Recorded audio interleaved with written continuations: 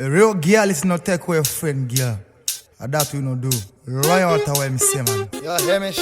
I want to the man Chio man. Mount Zion music. Yo, hear me now. See ya. Silent killer. See ya. Madiriga derogara wa fushira. Check the bass. Mount Zion. Kana nigga bata mo fesi nechi moko chango ndo mo bisaziso. Definitely.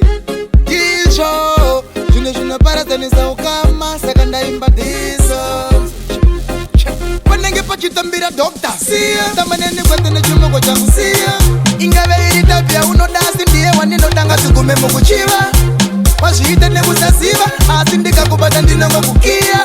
Ingabe iritabia unodasi ndiye wanino danga tukume mukuchiva. Ikangozi siva takutoku makutamba ati kumbizane baby set no kumbizana chamba. Tamanene kwete nechi moko ndo chiramba ukaso shimbarira ndiko kukuma kwe ukama. Uwanga uchite iba wa mukumbire namba. Ndanga ndi mira kukakama. Say uchita kuchazwa usina kushanda moyo wangu wakashiba kungeganda kugana. Zimwa jese ungabate laptop kana phone asipa chimoko changu relax. Paka wanda pataka binda sema face asipa position pa wangu tambira pass.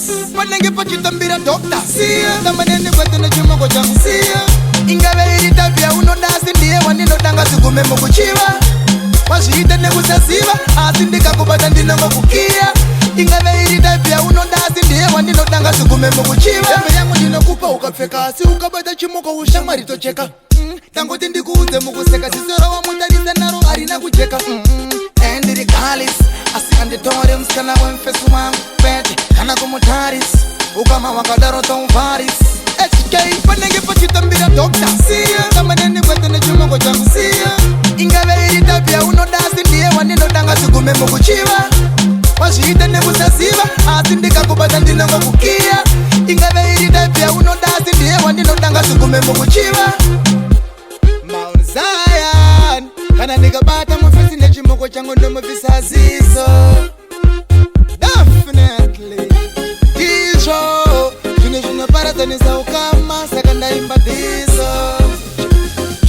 Ikangozi ziva takutoku makutamba ati kumbizane baby set no kumbizana chamba. Tamanene kwete nechi moko ndo chiramba ukaso shimbarira ndiko kukuma kwe ukama. Uwanga uchite iba wa mukumbire namba. Ndanga ndi mira kukakama. Say uchita kuchazwa usina kushanda moyo wako wakashiba kungeganda kugana. Zimwa jese ungabate laptop kana phone asipa chimongo changu relax. Paka wanda pataka vinde sema face asipa position pa wangu tambira pass.